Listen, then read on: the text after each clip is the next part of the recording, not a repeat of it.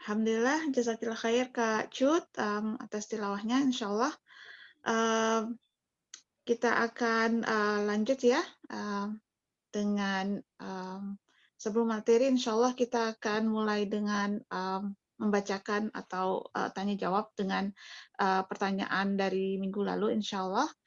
Eee, Ustazah, insyaallah Ustazah Herlini Amran guru kita, eee, akan menjawab pertanyaan-pertanyaan ini, insyaallah, assalamualaikum Ustazah. Waalaikumsalam Iya. warahmatullahi wabarakatuh. Bagaimana kabarnya Ustazah? Alhamdulillah. Ya Mudah-mudahan semua alhamdulillah. sehat ya. Insyaallah sehat Ustazah, alhamdulillah. Kita akan langsung ya Ustazah ya dengan Ya, pertanyaan, dari minggu lalu insyaallah. Saya akan mulai dengan yang pertama. Mmm, Assalamualaikum Ustazah, izin bertanya bagaimana dengan menyemen sekeliling kuburan Ustazah seperti yang banyak terjadi di Indonesia. Saya paham ada beberapa pendapat mazhab yang mengharamkan dan ada pula yang memakruhkan, membuat bangunan di atas kuburan ini. Jadi ini bagaimana Ustazah pendapatnya? ya, ini memang kita memahami ya bahwa masalah fikih ini adalah masalah kontroversi antara berbagai pandangan mazhab ya. Jadi kita temukanlah itu ya. Nah, sekarang kita lihat semangatnya ya. Pertama, memang larangan itu hadisnya kuat ya, janganlah membangun ya.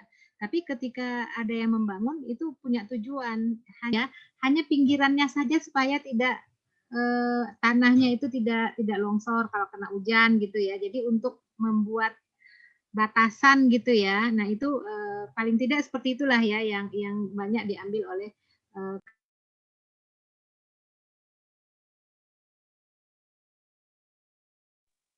Ustazah termute Ustazah, afwan. ya.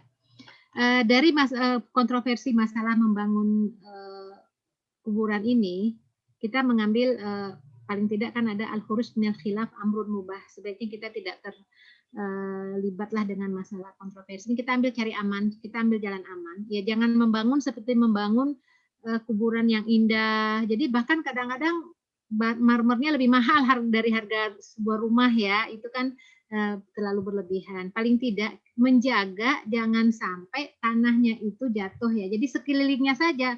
Jadi tidak membangun ya, hanya memberikan batasan supaya diketahui lah ini kuburan gitu ya. Kalau tidak ada pinggirannya dibatasi, nanti orang kita khawatir ya, apalagi kalau itu kuburannya kuburan keluarga ya.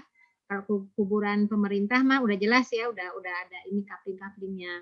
Kalau yang kuburan di rumah, di keluarga, yang mungkin di halaman, itu paling tidak ada pembeda lah, supaya tidak dianggap seperti tanah biasa nanti keinjak-injak ya. Jadi kalau saya mengambil pandangan itu untuk sebatas menjaga, tapi tidak membangun, gitu ya. Wallahu Baik, a'lam bishawab. ya. Jazakillah khair Ustazah. Insyaallah kita ke pertanyaan yang kedua. Jika seseorang meninggal karena keluarganya tidak di dekatnya, jadi, jenazah ini tidak yang meninggal ini tidak ditalkinkan. Jadi bagaimana hukumnya ini Ustazah? Ini kan kondisinya beda ini ya, tidak ada di tempat itu ya. Iya. Jadi begini, ini kan kondisi normal ya. Kondisi normal ketika Rasulullah menyebutkan lakinu itu ya, talkinkan. Itu kondisi di mana kita berada di samping orang yang sedang sakaratul maut ini ya. Itu tentu disunahkan untuk mentalkinkannya. Ketika kita tidak ada jauh kan ini qadar Allah memang di luar kehendak kita ya. Paling tidak kalaupun ini kan tergantung kondisi ya. Kalau ada orang yang di dekat yang bisa diminta tolong ditalkinkan. Bisa pesan-pesan lah ya. Cuman kalau di rumah sakit kan nggak mungkin, apalagi berada di ICU ya, Ya. yang tidak boleh ditemani hanya suster. Nah itu memang tidak memungkinkan. Tapi kalau bisa misalnya nitip apa ya MP4 itu ya apa yang buat ngaji atau apa ya. Jadi di telinganya diinikan saja, dipasang headset apa gitu kalau memungkinkan. Intinya kalau kita melihat dalam kehidupan sehari-hari apapun permasalahannya itu fattaqullaha mastata'tum. Ya, kita bertakwa kepada Allah sesuai dengan kemampuan. Kalau kita nggak mampu, karena ini kan sifatnya kan nih sangat kuat ya anjuran. Kalau nggak bisa, ya Allah, ya qadar Allah lah ya. Ya sebagaimana misalnya kecelakaan di pesawat ya kan nggak langsung ini ya, nggak langsung kemarin Sriwijaya ya nyebur ke laut ya. Pasti ada masa-masa pra-nya ya, kondisi genting dahsyatnya itu pasti ada itu rasa-rasa kondisi seperti itu kan tidak orang kalut ya, nggak ya kalau yang sadar mungkin dia bisa segera menyebut kalimat la ilaha illallah, kalau enggak kan ya artinya upayakan semampunya kalau bisa, kalau memang tidak bisa ya sudah.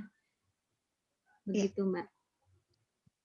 Iya, jadi tadi kalau dari penjelasan Ustazah kalau misalnya melalui telepon, talkin itu boleh ya Ustazah ya? Ya kalau memang bisa, kalau memang memungkinkan itu sangat baik. Iya, baik, insya Allah. Jazakallahu khair. Insya Allah cukup jelas yang ini pertanyaannya. Kita lanjut ya Ustazah. Ini afwan ini agak cepat ini karena kita masih ada beberapa pertanyaan insya Allah dan materi kita mau langsung ke materi sebenarnya tapi iya baik. Ini yang ketiga, apakah membaca doa ketika melewati kuburan dibaca di kuburan mana saja yang kebetulan kita sedang lewati? Jadi misalnya ketika sedang driving, walaupun itu kuburan non-muslim, itu apakah boleh gitu membaca doa? Jadi gini, salam yang kita ucapkan kepada penghuni kubur itu sebagaimana dalam hidup kita, ketika hidup salam itu kan hanya untuk orang muslim, tidak untuk orang kafir ya. Maka ketika seseorang melewati kuburan, pastikan kuburan itu adalah kuburan umat Islam. Karena konteks doanya, doanya itu berbunyi Assalamualaikum ya ahlat diyar minal mu'minina wal muslimin wa inna insyaallahu bikum lahikun. Nas'alullahu lana walakumul afiyah. Jadi di sini minal muslimina wal mu'minin, muslim mukmin. Jadi kalau kuburan orang kafir kita tidak dibolehkan untuk mengucapkan salam. Karena keselamatan itu hanya untuk orang-orang Islam gitu. Ya, alhamdulillah.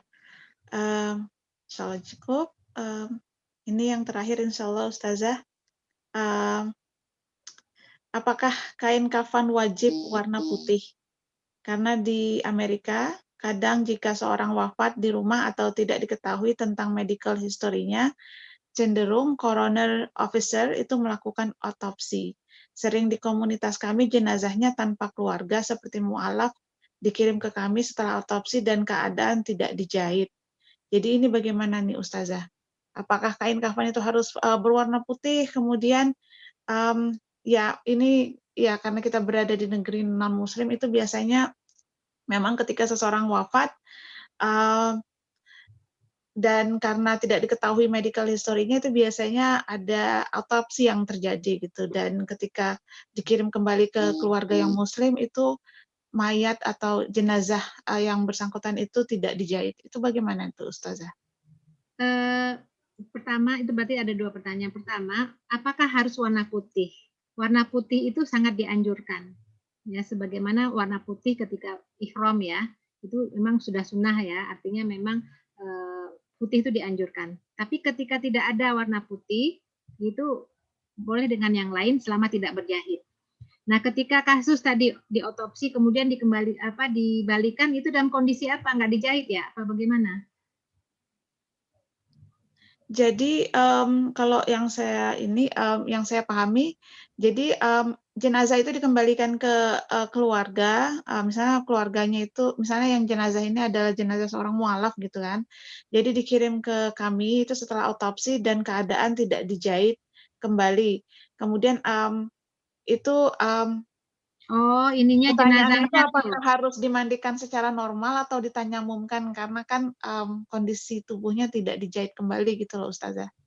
Ya, Itu artinya pertanyaannya. Ya. Artinya kalaupun dimandikan kena air kan nanti berantakan gitu ya? Iya, itu maksudnya seperti itu Ustazah. Apakah Ya, harus jadi dimandikan atau ya tanyamum gitu. kemarin kita sudah bahas juga ketika kondisi jenazah apabila dimandikan itu akan hancur ya, akan menjadi hancur itu tidak dimandikan tapi ditayamumkan. ya. Jadi dimandikan itu apabila dalam kondisi baik ya jenazahnya. Oke, baik. Insya Allah, jazakillah khair Ustazah untuk jawaban-jawabannya. Kita akan lanjut ke materi minggu ini, insya Allah fikih mawaris itu ya. Ini fikih yang sebenarnya hukumnya sudah ditetapkan oleh Allah dan Rasulullah sejak lama gitu ya. Tapi ya itulah karena banyak hal dan juga ini juga mungkin terkait dengan pandangan-pandangan dari budaya-budaya lain tentang warisan itu harus seperti apa. Dan ternyata yang kita ketahui bahwa Islam memberikan warisan kepada kaum perempuan gitu ya. Ini yang mungkin tidak banyak diketahui oleh orang-orang di luar Islam gitu ya. Ini salah satunya itu yang mungkin bisa kita bahas lebih lanjut nanti di materi oleh Ustazah gitu ya. Ya ini adalah mungkin paling penting sekali kita ketahui gitu ya karena masalah ini banyak sekali membuat keluarga kadang menjadi bermusuhan gitu ya, bertengkar dan ini ya sampai masuk ke masalah hukum dan sidang gitu ya. Insya Allah. Jadi insya Allah materi akan saya serahkan kepada Ustazah. Insya Allah. Saya Silakan bisa Ustazah. jadi host ya, jadi co-host bisa? Iya. Oh belum dijadikan host. Belum, ya. Bentar. Baik, kita mulai ya. Bismillahirrahmanirrahim. Alhamdulillahilladzi allafa baina qulubina fa asbahna bi ni'mati ikhwana. Allahumma sholli wa sallim wa barik ala sayyidina Muhammadin wa ala alihi wa sahbi ajmain wa ba'd. Allahumma inna nas'aluka ridhaka wal jannah wa na'udzubika min sakhatika wan nar. Amin ya rabbal alamin. Mudah-mudahan kita semua berada dalam keadaan sehat walafiat, diridhoi Allah, diberkahi Allah semua aktivitas kita. Kita doakan saudara-saudara kita yang sedang sakit saat ini, mudah-mudahan diberikan kesembuhan, yang sedang dalam keadaan berduka diuji Allah, semoga Allah angkat semua ujian cobaannya. Hari ini mohon maaf, sudah terlihat jelaskah slide-nya, Mbak? Sudah Ustazah, alhamdulillah. Ya.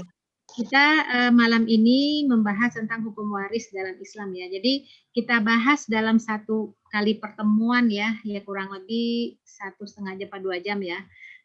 Hanya untuk membahas secara umum dan garis besarnya.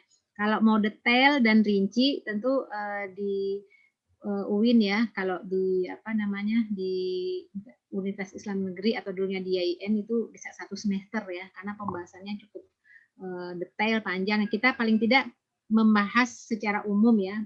Target kita dalam pembahasan hukum waris ini, kita memahami hukumnya, apa konsekuensinya kalau kita tidak menjalankannya, dan kita berharap ini bisa kita terapkan dalam keluarga kita, dan kita tahu seperti apa pembagian warisan dalam keluarga kita apabila ada di antara keluarga kita yang wafat. Yaitu mudah-mudahan pembahasan kita kali ini bisa membahas seperti itu ya, bisa goalnya seperti itu.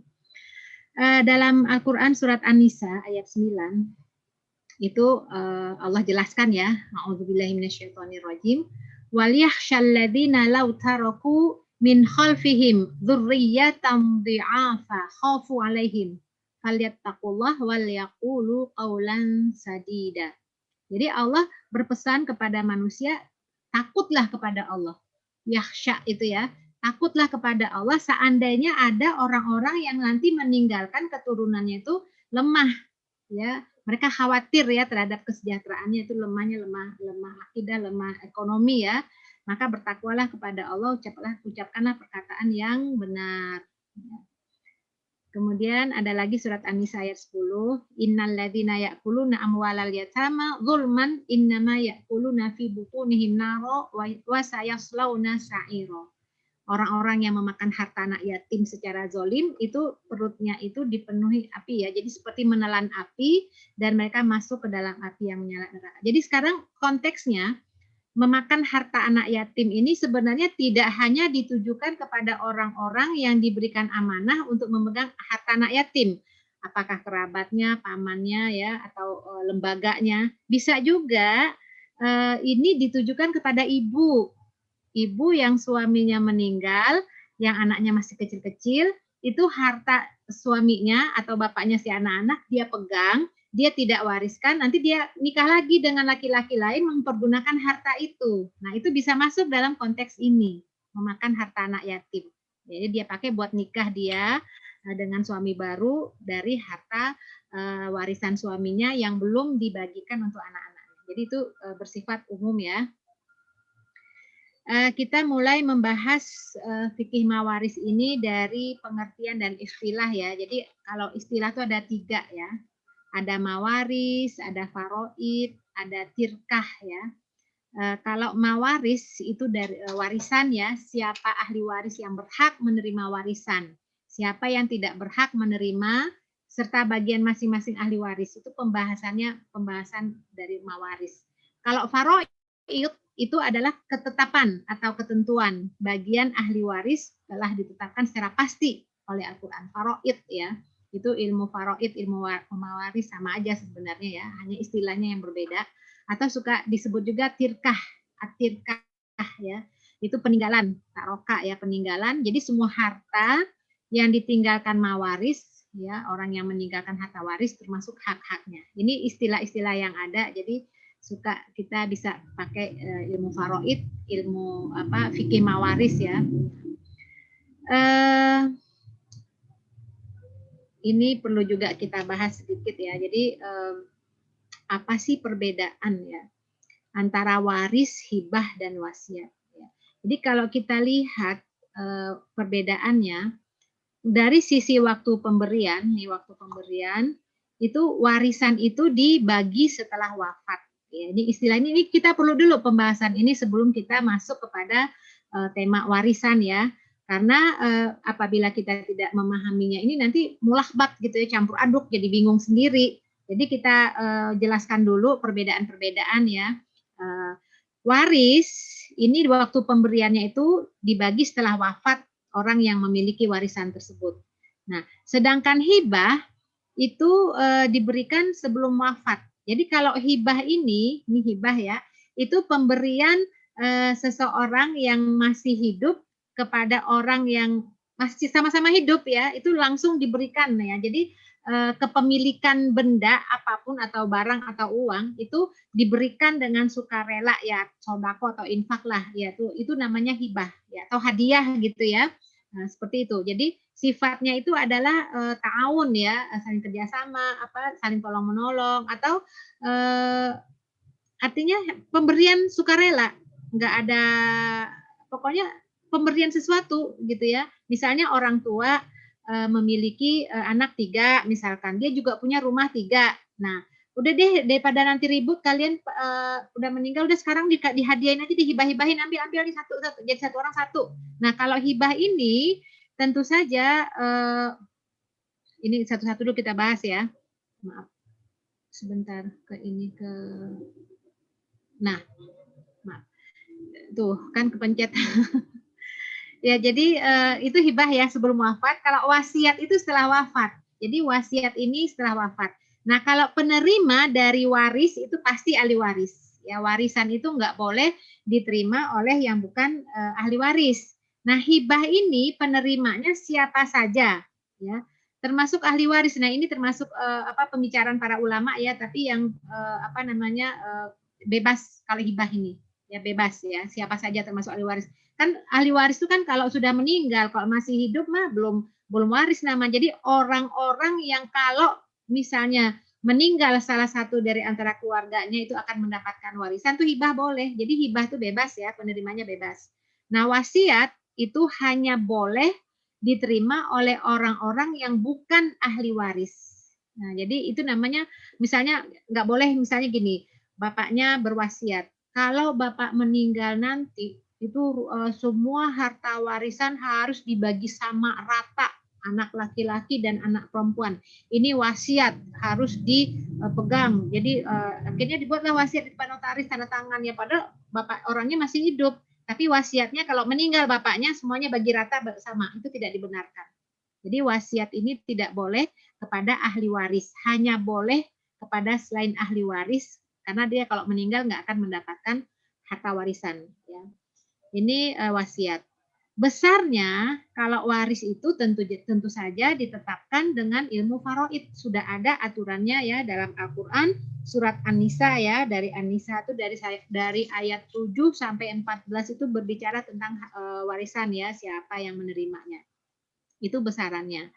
Kalau hibah berapa besarannya? Bebas. Jadi bisa jadi misalnya orang tua itu ketika meninggal itu nggak ada lagi harta yang akan diwariskan, bisa saja itu terjadi. Kenapa? Karena sejak dia hidup dia sudah bagi-bagikan, sudah hibahkan kepada anak-anaknya semuanya. Jadi ketika meninggal nggak ada sisanya, bisa saja itu terjadi. Jadi bebas ya, besarannya bebas, tapi paling tidak kalau memberikan hibah kepada anak-anak itu mesti adil ya. Karena keadilan itu kan penting, jangan sampai ada anak yang merasa orang tuanya tidak adil. Kemudian kalau wasiat besarannya itu maksimal 1/3 dari peninggalan harta warisan. Karena wasiat ini hanya diberikan setelah wafat. Ya, jadi nggak boleh misalnya wasiatnya seluruh harta, nggak punya anak kan, ngangkat anak. Seluruh harta diberikan kepada anak angkat, wasiatnya seperti itu nggak benar, nggak boleh. Hanya boleh 1/3. Nah, hukumnya kalau waris itu wajib. Artinya wajib bagi orang yang sudah meninggal itu harta warisannya dibagikan kepada ahli waris, hukumnya wajib. Nah, hibah itu hukumnya sunnah ya, artinya kan sodakoh ya, sodakoh sukarela ya, itu hukumnya sunnah. Wasiat juga hukumnya sunnah. Nah, ini perbedaan antara waris, hibah dan wasiat. Nah, yang banyak terjadi di kalangan kita selama ini itu sengketa waris itu luar biasa ya, banyak terjadi. Nah, apa tujuan mempelajari mawaris ini? Tentu saja yang pertama, agar dapat melaksanakan pembagian harta warisan kepada ahli waris yang berhak sesuai dengan ketentuan syariah. Jadi Islam itu sudah memberikan rinci ya, bagaimana pengurusan harta, bahkan orang pun ya dimandikan hartanya juga itu semua dibahas. Bahkan kalau kita lihat dalam surat An-Nisa ini itu di akhir ayatnya dijelaskan itu barang siapa yang tidak berhukum kepada hukum Allah, inilah hukum-hukum Allah. Nanti kita bahas di ayatnya, nanti saya sampaikan. Jadi tujuan yang pertama itu adalah agar kita melaksanakan hukum Islam ya. Kemudian tujuannya juga untuk mengetahui secara jelas siapa yang berhak menerima warisan. Jadi ini penting ya, nasab itu harus jelas ketahuan ya. Makanya dalam Islam tuh nasab itu betul-betul jadi perhatian. Ini benar nggak anak kandungnya? Jangan-jangan anak-anak orang lain, benar nggak? Nah ini jelas supaya nanti warisan itu bisa ditentukan.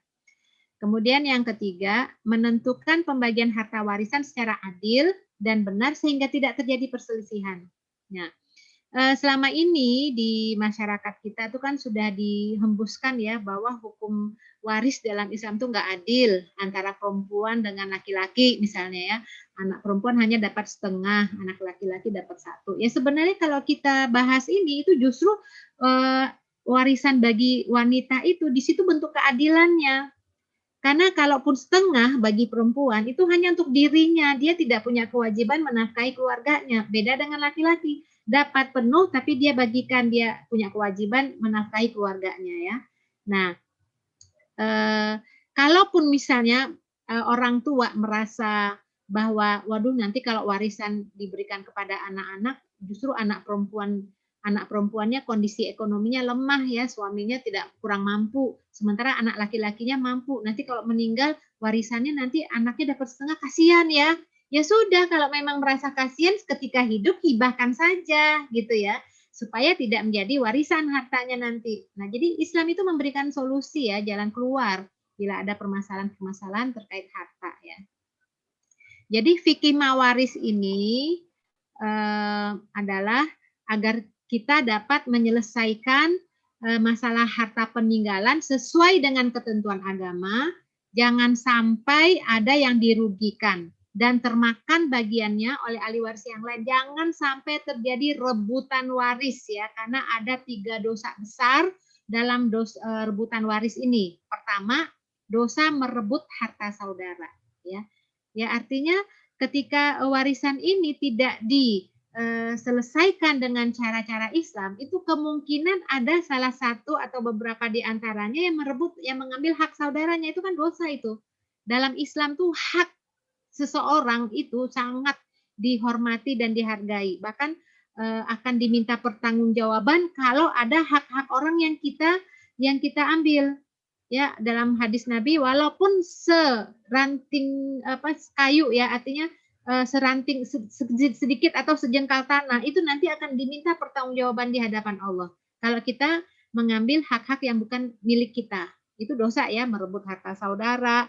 Tentu saja rebutan warisan ini memutuskan tali persaudaraan, ya, karena jadi rebutan. Bahkan banyak yang terjadi, hubungan antara kakak dan adik itu menjadi tidak baik setelah orang tuanya meninggal hanya karena merebutkan harta warisan. Ya. Dan yang ketiga itu jelas dosa durhaka kepada orang tua. Bahkan bisa jadi orang tua pun kena imbas dosanya karena orang tuanya tidak memberikan bekal ilmu kepada anak-anaknya bahwa hartanya itu mesti dibagikan sesuai hukum syariat Islam, kemudian terlanjur meninggal, artinya harta yang diperoleh oleh orang tuanya itu menjadi rebutan anak-anaknya, itu kan menyebabkan nanti orang tuanya di alam barzah terkena juga sanksinya, meninggalkan anak-anak yang memperebutkan harta warisan. Ini orang tuanya tidak mampu mendidik anak-anaknya. Jadi kan kasihan itu anak-anaknya. Nah, anaknya juga jadi durhaka kepada orang tuanya. Bukan dikirimi doa yang terbaik, ampunan ya, kiriman pahala-pahala, malah mengirimkan beban tanggung jawab buat orang tua, bertambah nanti siksanya. Ya, orang tua kan nggak selamanya paham ajaran Islam kan. Nggak semua orang tua itu mewasiatkan kepada anaknya agar hartanya itu jangan diperebutkan, agar hartanya itu diwariskan sesuai hukum waris. Kan tidak semua orang tua seperti itu mewasiatkan. Ya, jadi ini jangan sampai terjadi, nauzubillah min zalik ya, dari keluarga kita ada yang memperebutkan harta warisan dari orang tua. Banyak sekali kasus yang terjadi ya, tanahnya strategis, luas, bagus, tempatnya itu di pinggir jalan, tapi nggak dibangun-bangun ternyata karena sengketa ya, ahli waris ya. Kemudian banyak yang meninggal ya, rebutan harta waris ya, ibu dan anak tewas dibakar karena rebutan ya, sengketa tanah, anak gugat ibu ya, bahkan ada bapaknya itu yang diajukan ke pengadilan ya, dituntut 3M lah, banyaklah sekali ya perkelahian rebutan, luar biasa banyak banget ya. Bahkan dalam kubur itu disiksa karena harta warisan jadi rebutan. Ya, dalam kubur itu akan ditunjukkan surga dan neraka dan di mana dia akan tinggal. Nah, kasihan kan orang tua kita. Ini gara-gara anaknya nggak bakti sama orang tuanya, mestinya orang tua kita tenang di alam barzah kok malah dikirimin dosa ya, kasihan. Dan perlu kita ingat bahwa siapapun yang memakan harta warisan yang bukan haknya, yang bukan miliknya, itu hidupnya pasti susah. Ya, itu dibuktikan di dunia ini, hidupnya pasti tidak berkah. Ya, karena ada hak orang yang diambil, walaupun itu adalah saudaranya sendiri. Ya, jadi ini masalah warisan rebutan ini banyak sekali terjadi. Jangan sampai itu terjadi pada keluarga kita. Kadang-kadang sudah turun-temurun. Misalnya gini, ayahnya meninggal, masih punya harta, hartanya nggak dibagi dulu, dipegang sama ibunya. Kemudian ibunya lah yang mengelola, yang memegang harta dari suaminya. Nah, setelah ibunya meninggal, baru anaknya kalang kabut ya, rebutan tuh baginya gimana segala macam. Belum selesai juga, itu belum mungkin ada yang meninggal anaknya, cucunya. Akhirnya itu turun-temurun jadi sengketa. Ya. Padahal di dalam Islam, dalam hukum waris ini itu mestinya secepatnya dibagikan. Bahkan kalau kita lihat dalam kitab-kitab fikih ya, yang pembahasan tentang fikih mawaris ini, itu ada pandangan para ulama itu kan banyak juga memberikan pandangan ya, apakah janin yang dalam kandungan seorang wanita mendapatkan harta warisan, sampai begitu dibahas ya. Kenapa itu dibahas?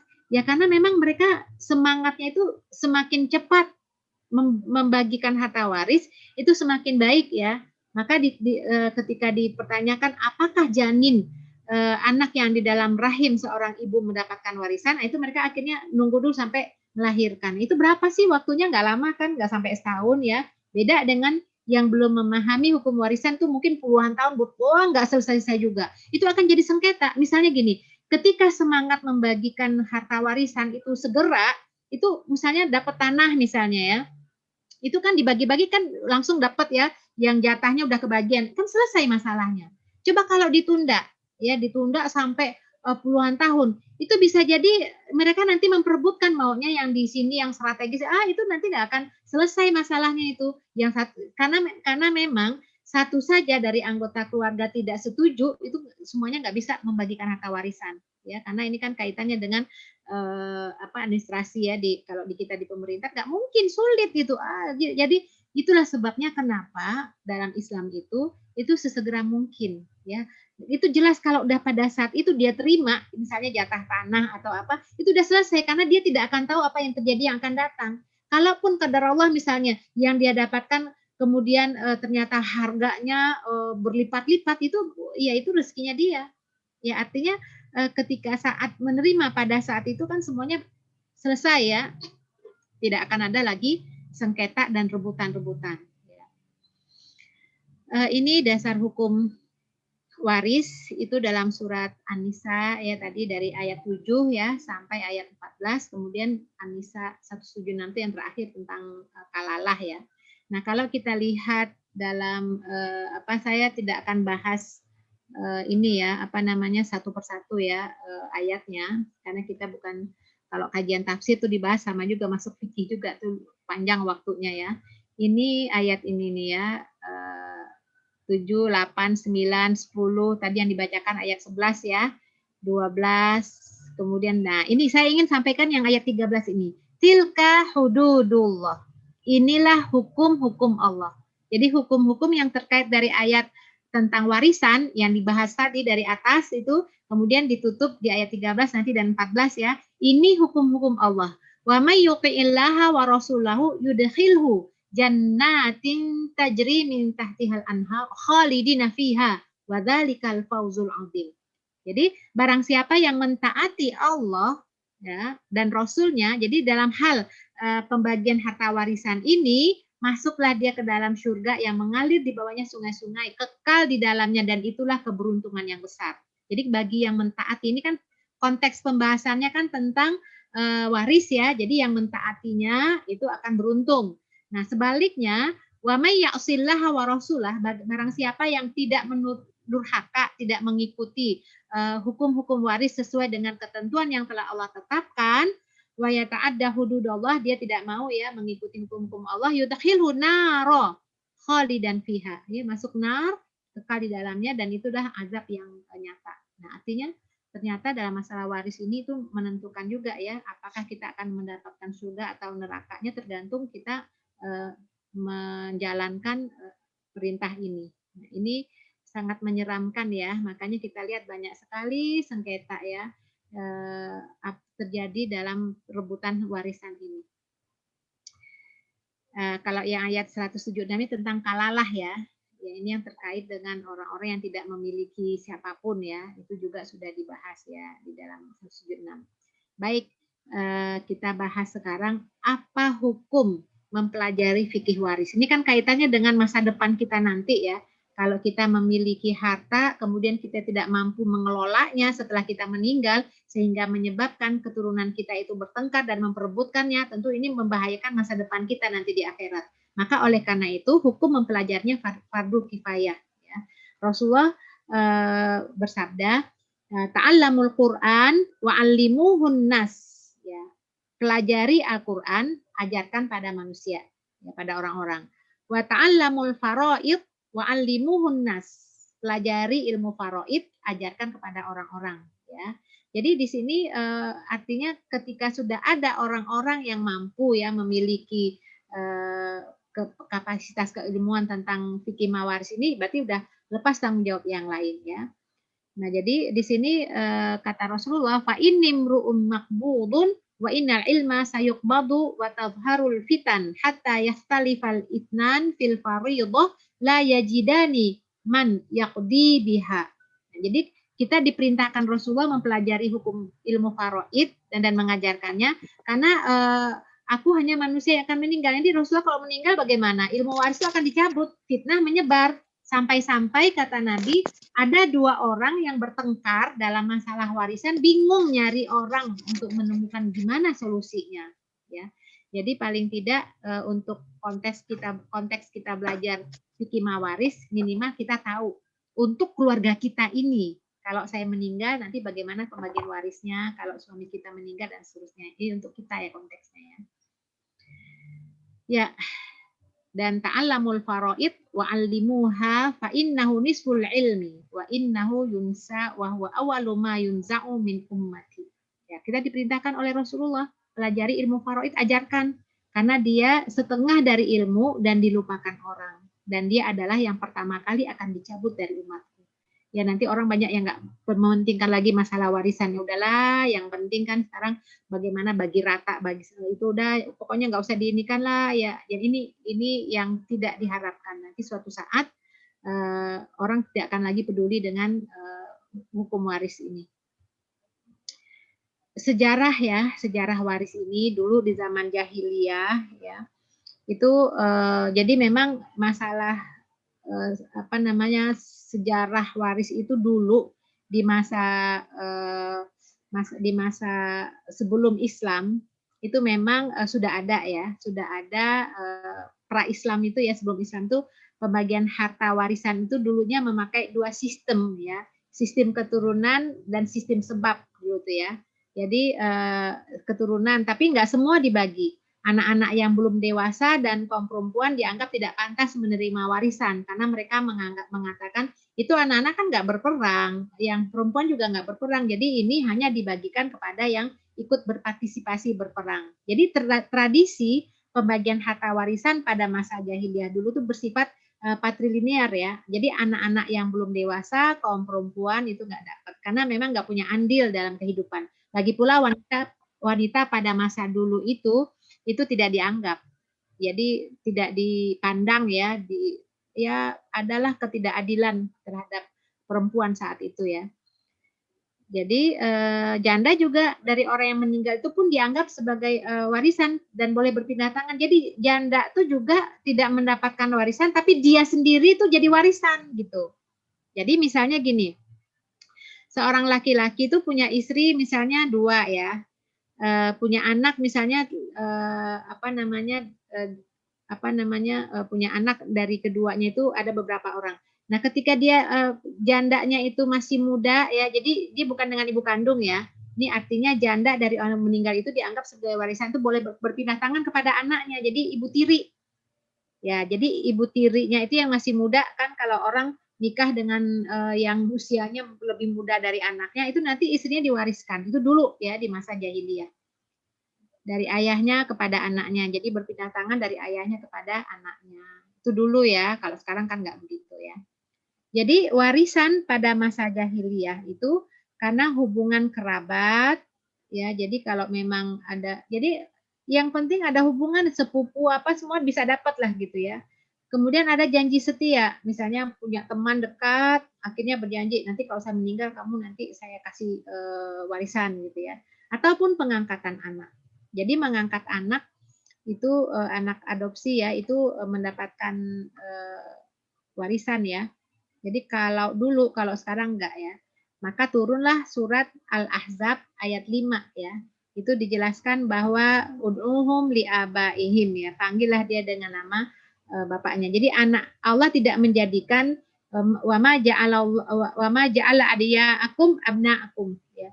Allah tidak menjadikan anak-anak angkatmu sebagai anak kandungmu. Jadi kalau itu sudah pernyataan anak angkat bukan anak kandung, maka warisan tidak diberikan kepada anak angkat. Ya. Nah, ketika awal-awal masa Islam, ya jadi itu masa jahiliyah ya, kita tahu Rasulullah itu 13 tahun itu di Mekah ya, itu dan 10 tahun di Madinah, tentu saja hukum warisan itu tidak langsung jadi gitu ya, brok gitu langsung seperti itu, tidak. Sama seperti hukum khamar bertahap ya. Hukum warisan juga bertahap.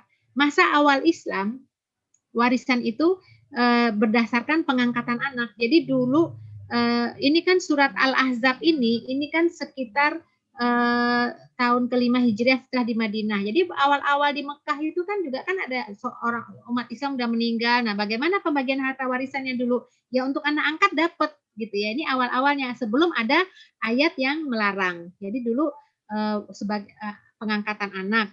Kemudian hijrah dari Mekah ke Madinah. Jadi orang-orang yang Ansor, Muhajirin itu dulu di awal-awal ketika meninggal tuh dapat tuh yang dipersaudarakan ya.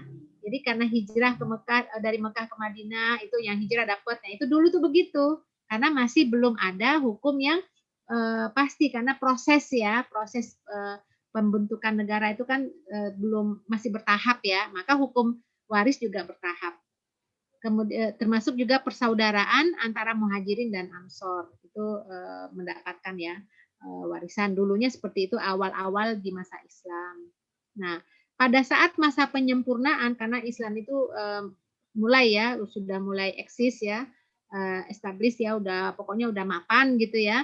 Maka semua anak yang belum dewasa bahkan anak dalam kandungan itu dan anak perempuan atau kaum perempuan semuanya berhak mendapatkan bagian harta warisan ya dari surat An-Nisa ayat 7 itu ya lirijali nasibum mimma tarakal walidani wal aqrabun. Jadi bagi laki-laki ada hak bagian dari harta peninggalan kedua orang tua dan kerabatnya. Jadi termasuk janin dalam kandungan ya padahal kan belum ketahuan hidup atau tidaknya. Ya, itu masa penyempurnaan.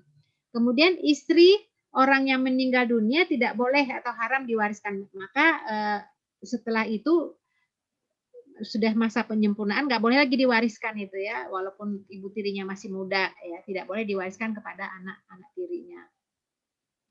Nah, pada masa sebelum turun ayat waris, jadi ayat waris ini dari ayat 11 inilah ya, dari ayat 11 tadi yang dibacakan itu seorang sahabat Sa'ad namanya bin Robi itu istrinya, jadi kan beliau syahid ya pada perang Uhud ya, pada saat perang Uhud beliau syahid, kemudian dia membawa 2 orang anak perempuan datang kepada Nabi dan mengatakan ya Rasulullah, ini 2 orang anak perempuan saat ini yang mati syahid pada perang Uhud bersamamu, ini pamannya, jadi pamannya di sini artinya saudara dari Sa'ad bin Robi ya, pamannya ini itu mengambil semua harta mereka tanpa memberi bagian sedikit pun kepada anak-anak perempuan ini. Adapun untuk kawin kedua anak itu perlu uang. Jadi inilah sebabnya ibu-ibu ya sababun nuzul kenapa turun surat An-Nisa ayat 3 tentang poligami ya. Wa in khiftum alla tuqsitu fil yatama fankihu maqabalakum minan nisa matna wa thulatsa wa ruba. Jadi pada dasarnya ayat tentang poligami terkait dengan ayat tentang anak yatim.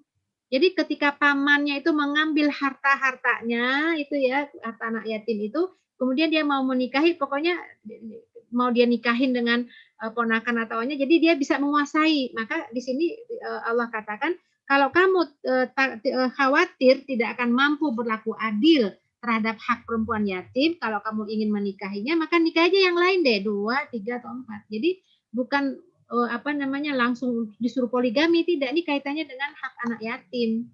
Ya, jadi datanglah istri Sa'ad kepada Rasulullah tentang 2 anak ini. Anak ini gimana? Ini kan mereka kan butuh biaya ya, karena pada saat itu belum ada secara detail rinci ya pembagian-pembagiannya.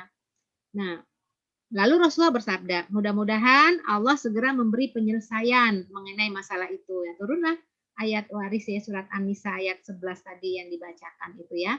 Nah, setelah turunnya ayat-ayat tentang waris, maka jelaslah orang-orang yang berhak menjadi ahli waris yang dinamakan ashab al-furud ya, baru jelaskan disebutkan 1/8, ada yang dapat 1/2, itu rinci loh ya, subhanallah ini ajaran Islam ya, detail ya.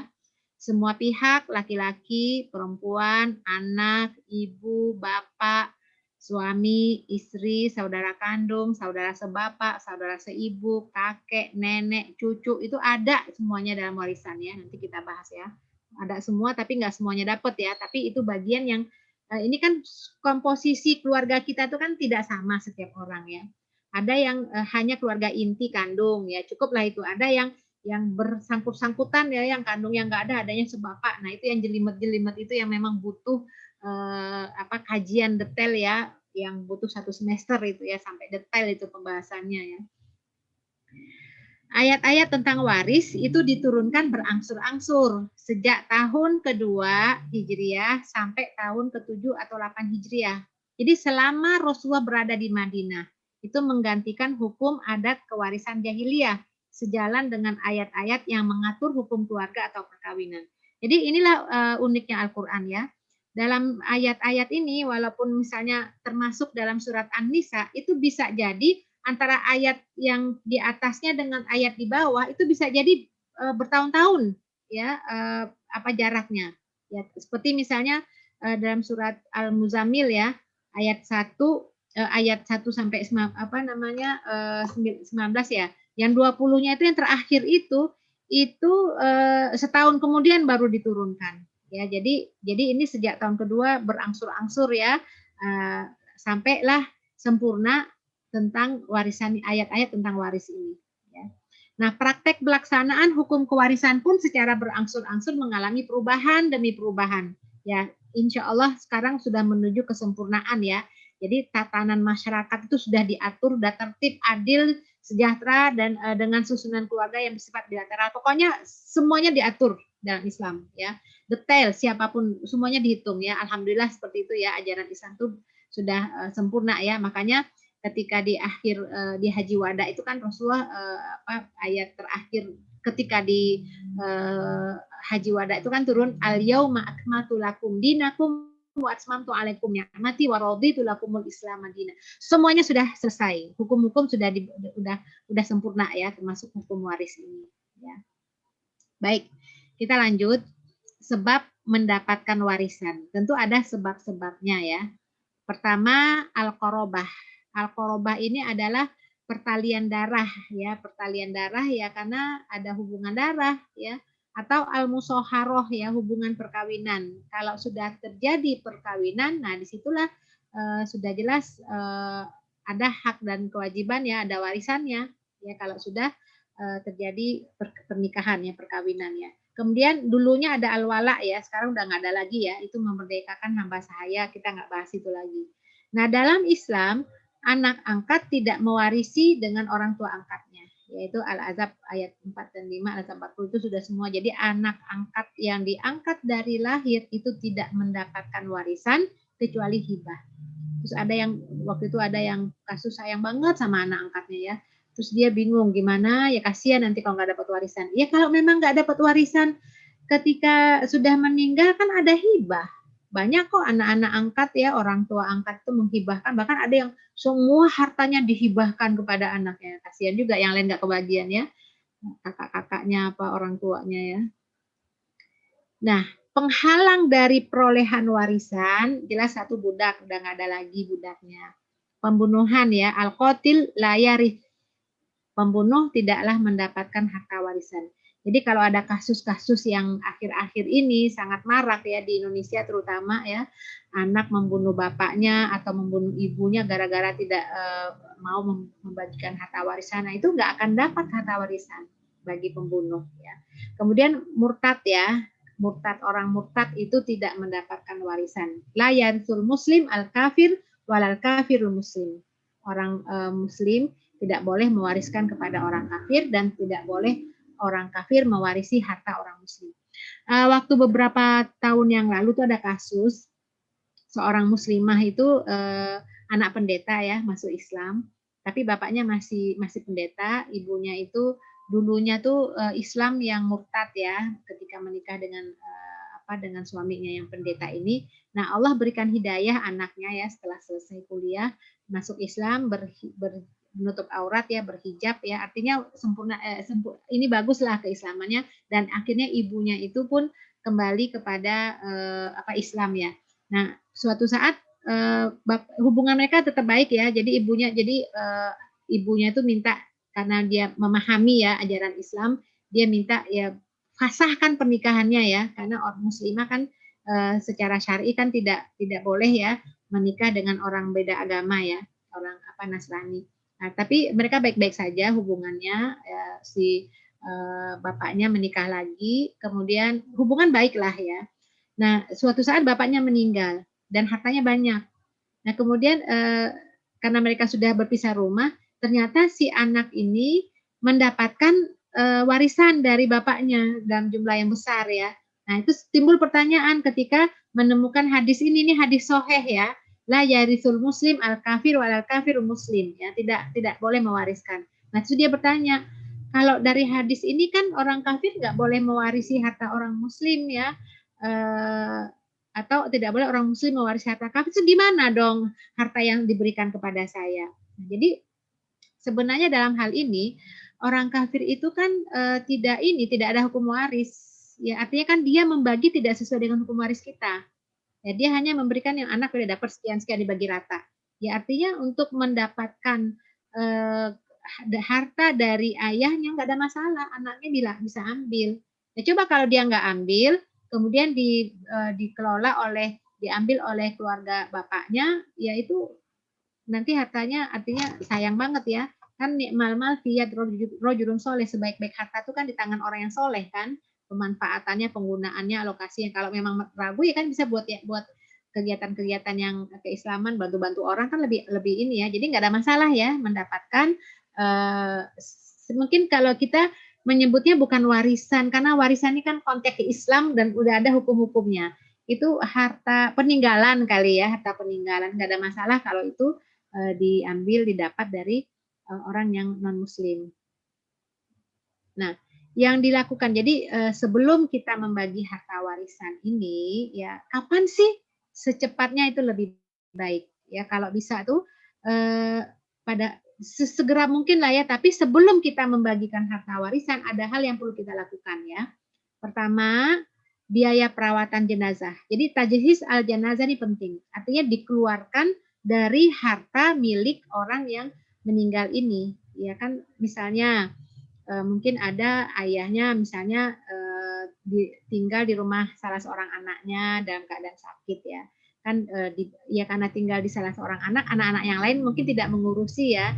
Nah, tentu saja biaya-biaya perawatan si ayahnya ini ketika sakit itu kan banyak ditanggung misalnya oleh anaknya, sementara anaknya ini dari sisi ekonomi kurang tidak seperti saudara-saudaranya yang lain. Kan rasanya tidak adil ya kalau dibebankan kepada salah seorang anak. Nah, itu bisa diambil dari harta si ayah ini ya. Artinya pasti kalau dia meninggalkan harta ya itu bisa jadi sebelum diwagikan harta warisan dihitung dulu deh biaya perawatannya pada saat sakit ya, menjelang meninggalnya itu berapa, semua diselesaikan dulu biaya perawatan. Kecuali kalau si anak ikhlas ridho, itu berkah tuh ya, nggak hitung-hitungan, itu beda lagi ceritanya ya. Ini kan kalau terjadi suatu keluarga yang memang perhitungan ya. Nah, ini keluarkan dulu biaya perawatan jenazahnya, biaya perawatan sebelum meninggalnya. Kemudian wafa'ad duyun, pelunasan hutang. Jadi hutang ini perlu ya dilunasi. Para ulama itu memang mengklasifikasikan hutang itu ada dua macam. Pertama yang disebut dengan dain al-ibad ya, hutang pada sesama manusia, yaitu ya, dain al-ibad itu ya, itu yang pertama. Yang kedua hutang kepada Allah ya, dainullah itu ya hutang kepada Allah. Nah, jadi dua-duanya itu perlu dilunaskan. Jadi bagaimana hutang itu harus didahulukan ya, hutang si mati itu harus didahulukan ya. Ya kan dalam surat An-Nisa ayat 11 itu kan jelas ya, di ayat 11 itu di sini kan dijelaskan bahwa setelah diambil untuk wasiat yang diwasiatkan atau sesudah dibayarkan hutang-hutangnya gitu ya. Di sini dijelaskan di ayat 11 ini ya. Mimba diwasiyati yusi biha audain. Jadi warisan itu diberikan setelah pelunasan pembayaran hutang-hutang ya atau wasiat. Ya. Jadi pelaksanaan wasiat itu nanti ya setelah hutang-hutangnya dilunasi. Nah, kalau orang yang meninggal dunia ini dia ini tadi kan ada dua ya klasifikasinya, hutang kepada Allah, hutang kepada manusia. Nah, kalau untuk manusia tuh lunasin dulu gitu ya, artinya hitung dulu. Hutang kepada Allah itu apa maksudnya? Ini dalam kaitannya hutang puasa ya, itu nanti kan bisa diatur ya. Bisa misalnya ada seorang sahabat datang kepada Rasulullah memberitahu bahwa ibunya sudah meninggal, masih ada hutang puasa. Nah, kata Nabi, hutang pada Allah itu lebih aula, mesti dibayar itu. Kamu puasakan ibumu. Nah, itu seperti itu ya. Jadi hutang kepada Allah, hutang kepada manusia ini mesti ditunaikan, dibayar terlebih dahulu ya. Itu seperti itu. Nah, kemudian keluarkan zakat bila sampai batas nisab ya. Kan anak pasti tahu lah ya, orang tuanya yang mungkin bersamanya sakit atau apa, pasti tahulah hartanya itu ayah orang tua.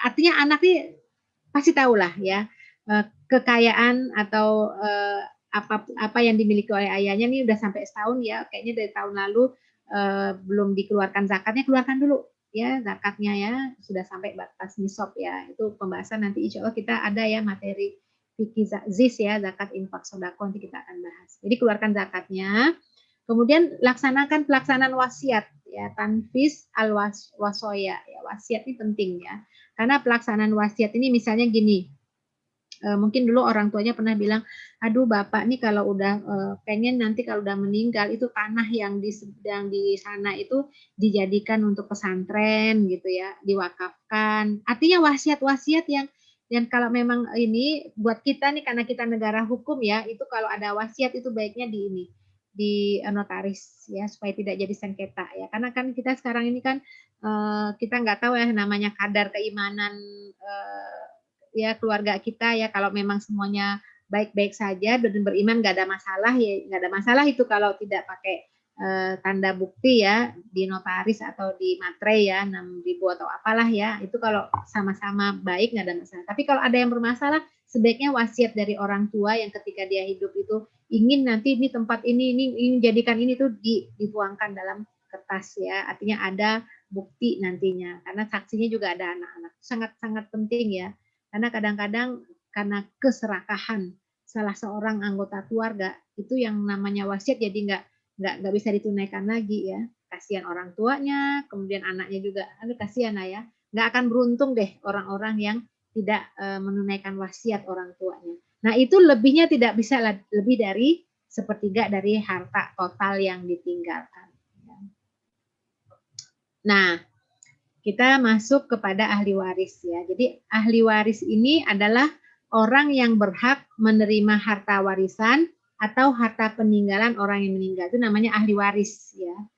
Nah ini kita mulai masuk ya pembahasan tentang jatah, berapa jatahnya tentang warisan ini.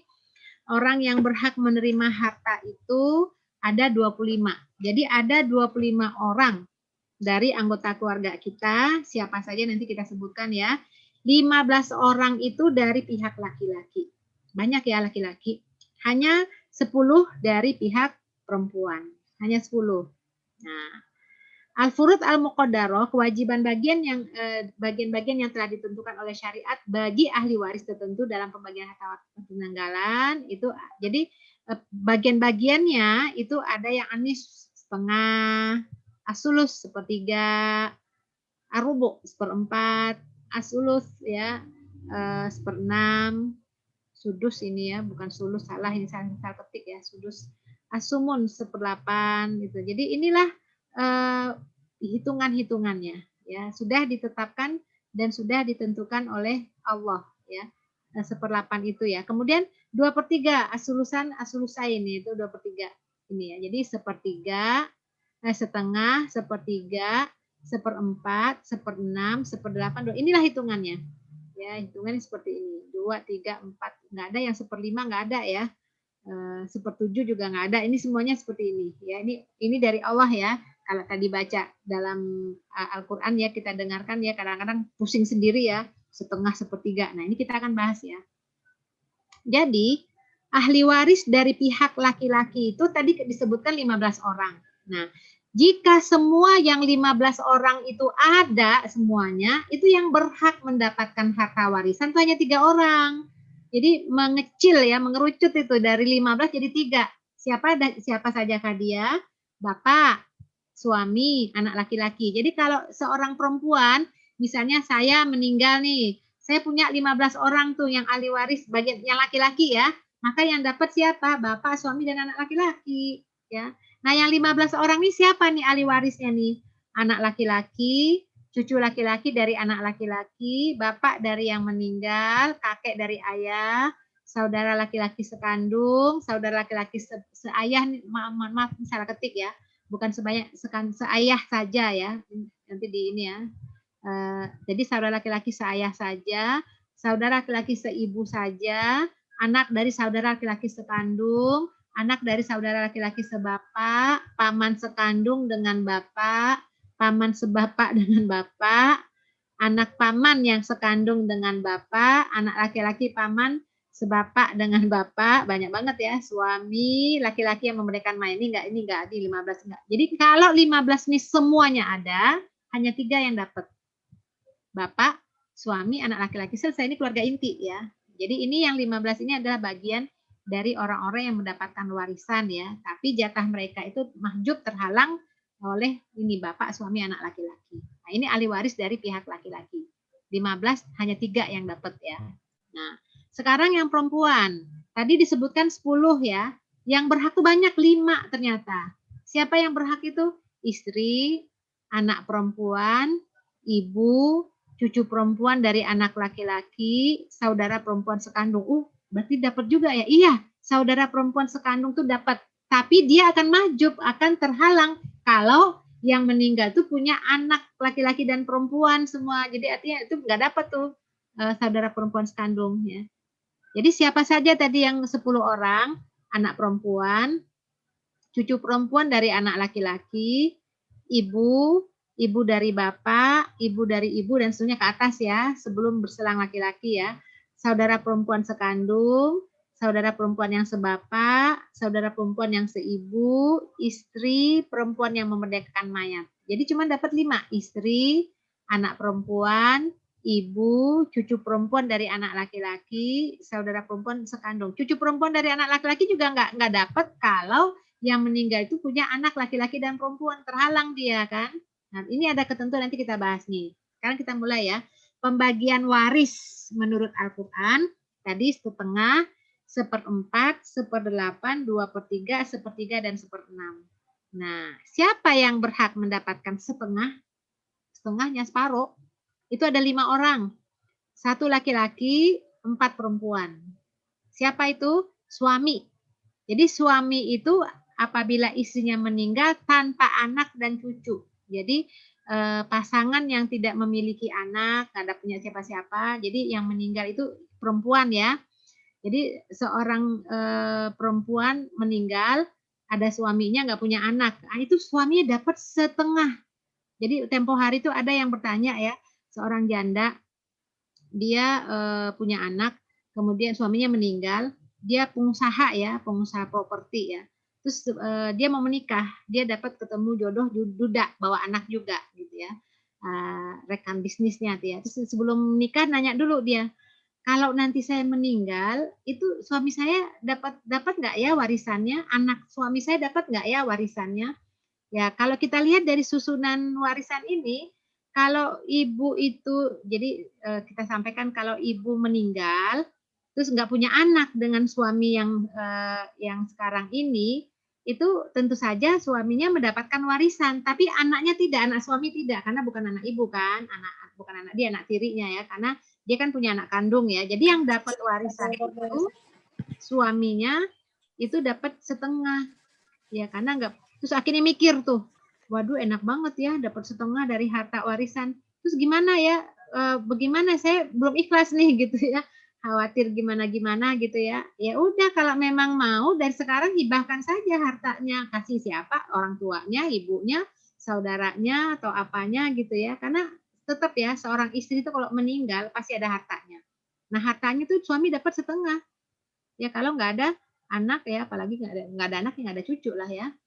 Nah, yang dapat setengah itu juga adalah perempuan tunggal. Jadi dia sendiri satu-satunya. Nah, itu dapat setengah. Cucu perempuan tunggal dari anak laki-laki juga dapat ya, ketika tidak ada lagi ayahnya ya. Artinya anak laki-laki udah meninggal, adanya cucu gitu ya, yang lain juga nggak ada anak perempuan. Nah, itu dapat setengah. Apabila pewaris tidak mempunyai anak perempuan atau cucu laki-laki dari anak laki-laki ya, dapat setengah. Terus saudara perempuan tunggal yang sekandung bila tidak mempunyai saudara kandung laki-laki dan pewaris tidak mempunyai anak, ayah atau kakek. Jadi saudara perempuan itu mendapatkan warisan kalau tidak ada anak dan tidak ada ayah. Ya. Ini bisa dilihat surat An-Nisa 176 ya. Kemudian saudara perempuan tunggal yang seayah apabila saudara perempuan sekandung tidak ada. Yaitu yang dapat setengah ya.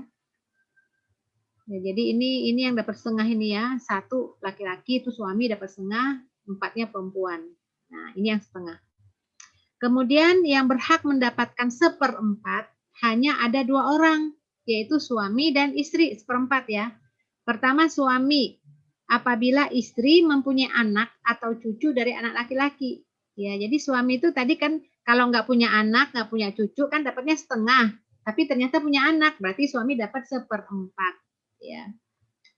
Istri pun mendapatkan. Ya, jadi istri ini seorang atau lebih apabila suaminya tidak mempunyai anak atau cucu dari anak laki-laki, ini dapatnya 1/4. Ya. Jadi 1/4 ini dibagi berapa jumlah istri. Jadi misalnya kalau istrinya itu ada 4, jadi 1/4 bagi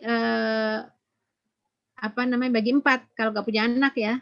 Nah, terus kemarin tuh ada kasus ya seorang ibu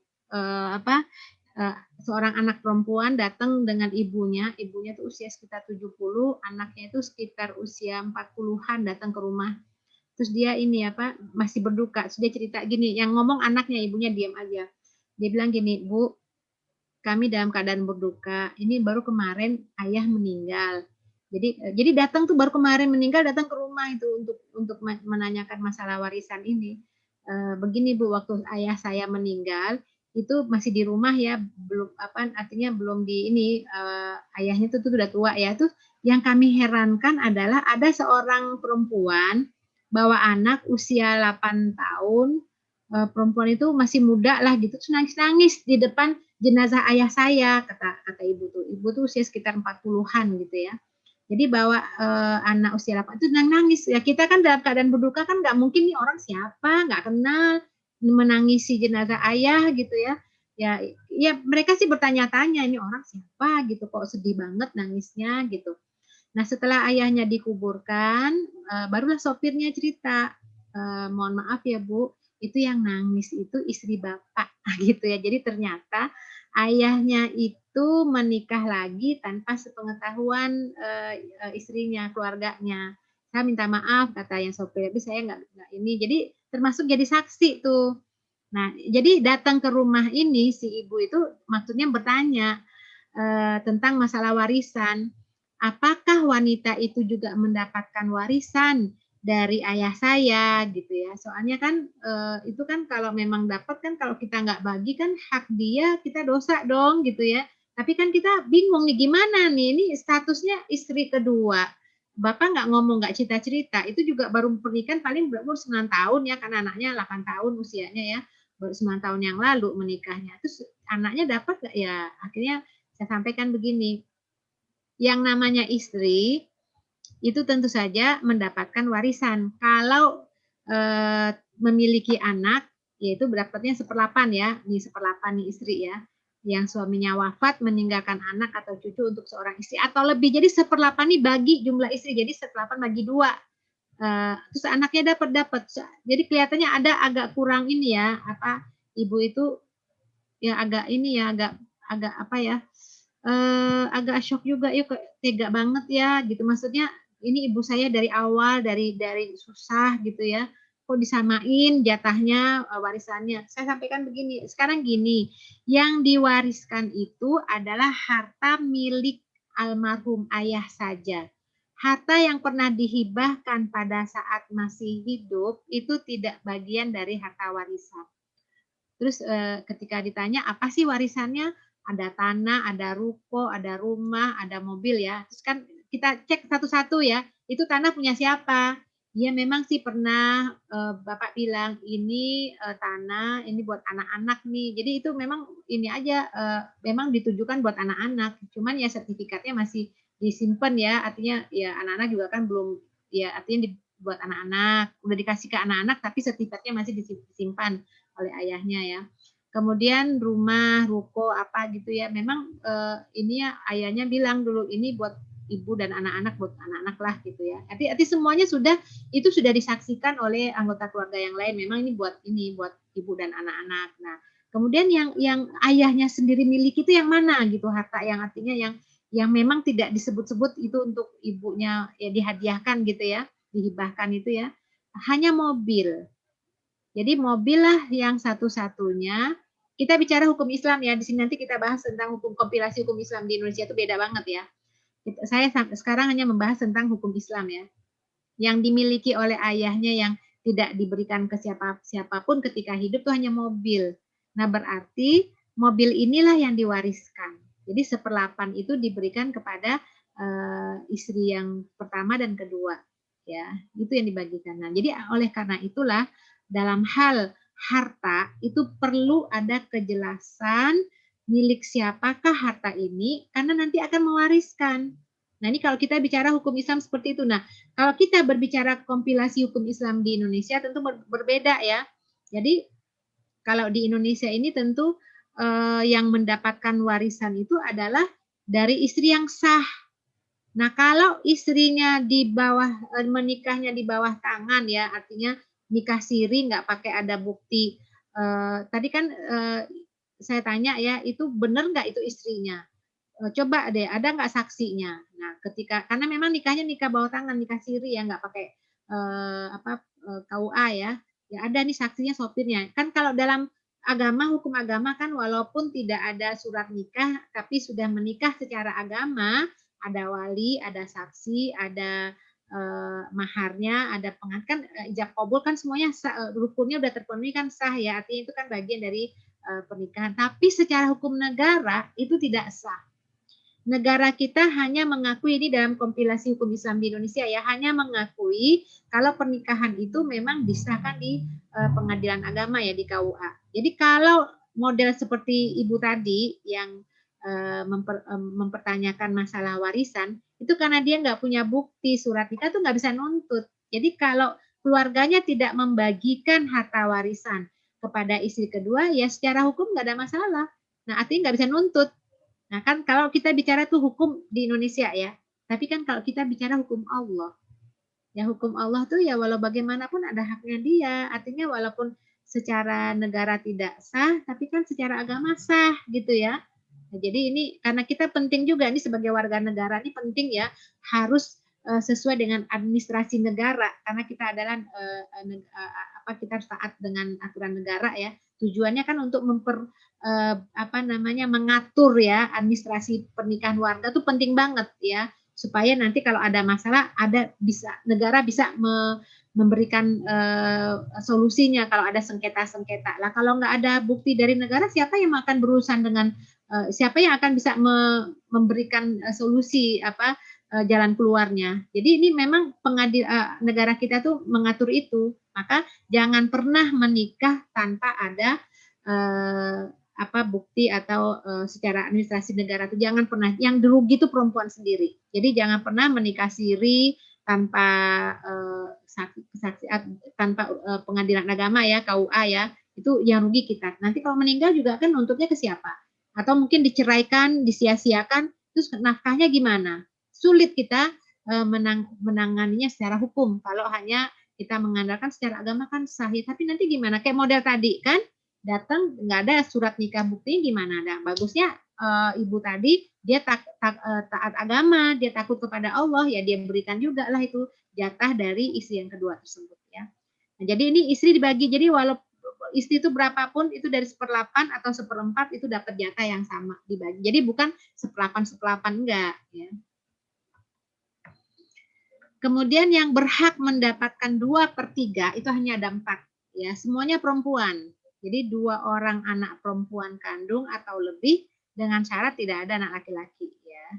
2 orang cucu perempuan atau lebih dari anak laki-laki. Apabila anak laki-laki atau perempuan kandung tidak ada dan 2 cucu perempuan itu tidak mempunyai saudara laki-laki. 2 orang saudara perempuan atau lebih yang sekandung apabila tidak ada anak atau cucu kandung laki-laki atau perempuan, tidak ada ayah atau kakek dan saudara laki-laki. 2 orang saudara perempuan seayah atau lebih apabila tidak ada anak atau cucu, ayah atau kakek dan tidak ada saudara laki-laki kandung atau seayah. Ini untuk perempuan ya, 2 orang. Pokoknya kalau udah 2 orang atau lebih, nah itu dapatnya 2/3 ya. Kalau yang memiliki haknya ya. anak perempuan, kecuali kalau ada anak laki-laki, ya. Ini kan syaratnya 2 anak perempuan, misalnya kalau anaknya cuma 2 perempuan semua atau 3 perempuan semua, nah itu dapatnya 2/3. Tapi kalau ada anak laki-laki, ya tentu saja dibagi anak laki-laki lebih banyak ya, 2 kali lipat dari anak perempuan. Ya. Nah, yang berhak mendapatkan 1/3 itu ada 2 orang ya, yang berhak. Pertama, ibu. Ibu itu dapat, jadi ibu orang tua kita itu mendapatkan warisan. Ya.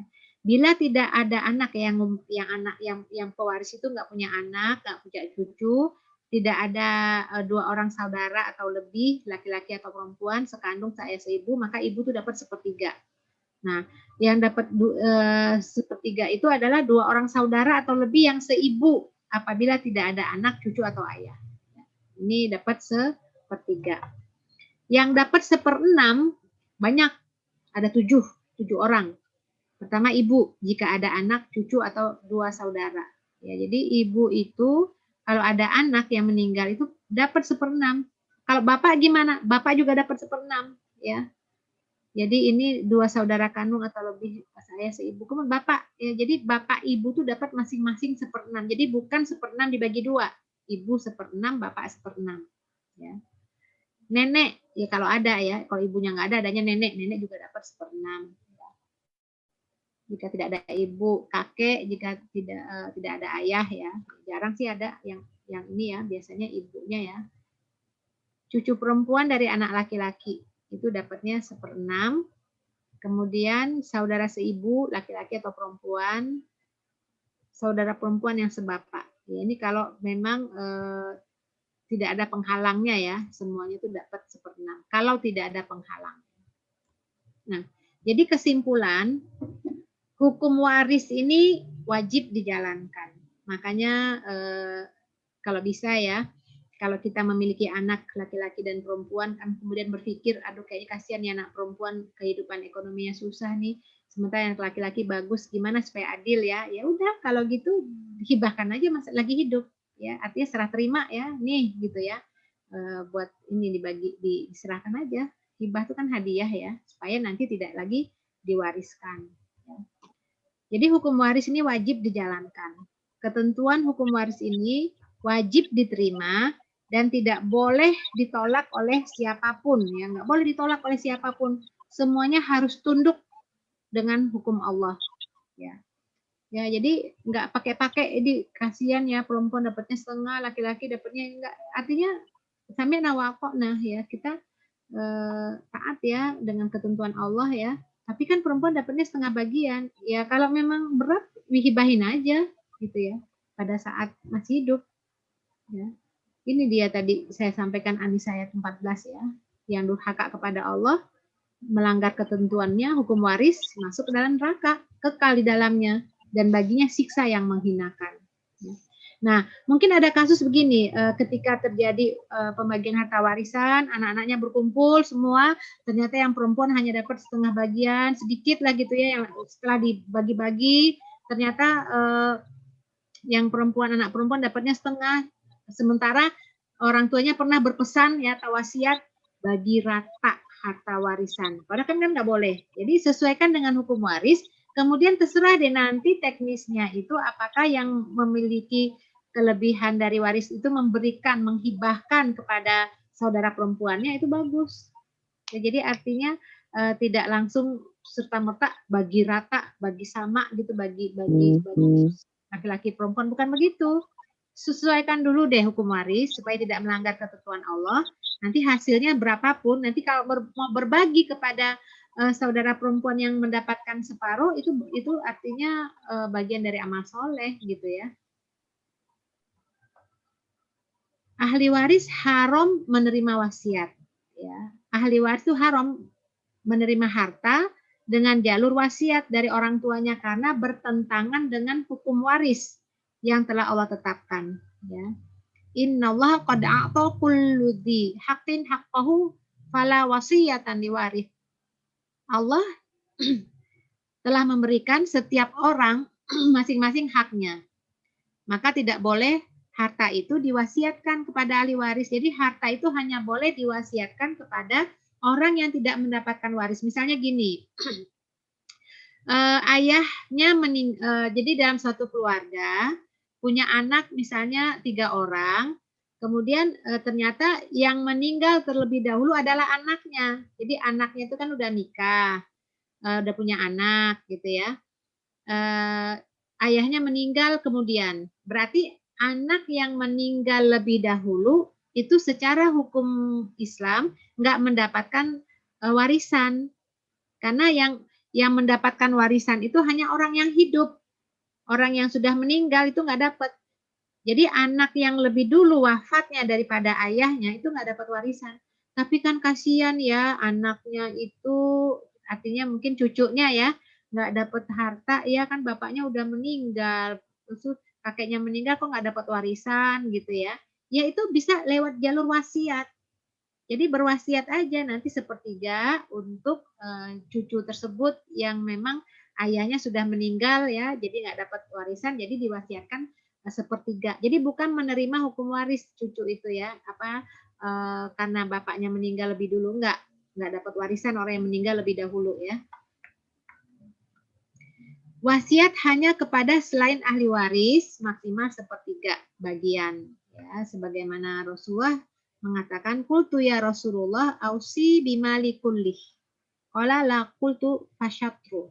Rasulullah Sa'ad bin Abi Waqqas berkata, ya Rasulullah, bolehkah aku berwasiat untuk menyerahkan seluruh hartaku? Nabi mengatakan nggak boleh. Kalau setengahnya gimana? Nggak boleh juga gitu ya. Kalau sepertiganya, ya sepertiganya dan sepertiga itu sudah banyak. Jadi sesungguhnya jika kamu meninggalkan ahli warismu dalam keadaan kaya, itu lebih baik daripada kamu meninggalkan mereka dalam keadaan miskin, lalu mengemis kepada manusia dengan menengadahkan tangan-tangan mereka. Jadi warisan untuk anak itu lebih banyak itu boleh ya, tapi wasiat itu nggak boleh lebih dari sepertiga. Ya ini faraid ya, jika diterima sebagai suami ada yang dapat seperempat, dapat setengah, seperempat kalau si mayit ada anak, kalau setengah nggak ada anak, kalau bapak itu seperenam jika mayit ada anak, seperenam tambah plus asobah, asobah itu kan sisanya si mayit ada anak perempuan saja, tiada anak laki-laki, jadi anak perempuan kan dapat setengah, berarti bapaknya seperenam dengan sisanya lah ya, jadi hitung-hitungannya seperti itu. Nanti ada ibu dapat sepertiga, setengah, inilah bagan-bagannya tadi kita sudah jelaskan ya. Seperti ini juga bagan-bagannya ya. Intinya tinggal kita menyesuaikan sesuai dengan kondisi di dalam keluarga kita. Paling tidak itu deh. Ketika kita meninggal berapa jatah anak gitu ya. Ketika suami meninggal bagaimana warisan kepada, itu aja yang penting untuk keluarga kita ya. Jadi itu barangkali ibu-ibu ya teman-teman, sisters yang dirahmati Allah, pembahasan tentang warisan memang jelimet, pusing ya, angka-angka semua gitu ya. Kalau nggak mau pusing bagi aja deh, hibah lagi masa hidup gini masih lagi sehat-sehat udah jadi nggak pusing semuanya gitu. Ya. Baik. Selesai Ustazah. Ya. Insya Allah, jazakillah khair Ustazah, ilmunya hari ini ada sedikit matematikanya. Alhamdulillah. Ya, sekaligus mengasah otak insya Allah.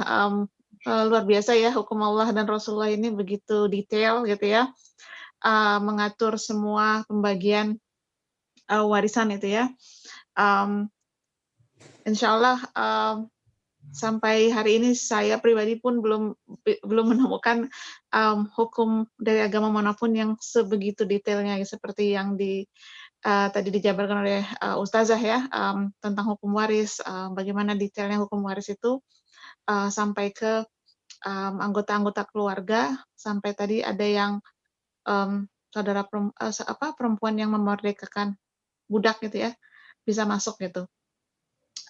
Baik, untuk live stream kita Facebook dan YouTube, insya Allah kita akhiri ya di sini, sampai di sini. Insya Allah ketemu minggu depan untuk live stream Facebook dan YouTube. Assalamualaikum warahmatullahi wabarakatuh. Nanti kita akan lanjut ke pertanyaan. Kita langsung ke pertanyaan insya Allah Ustazah. Iya.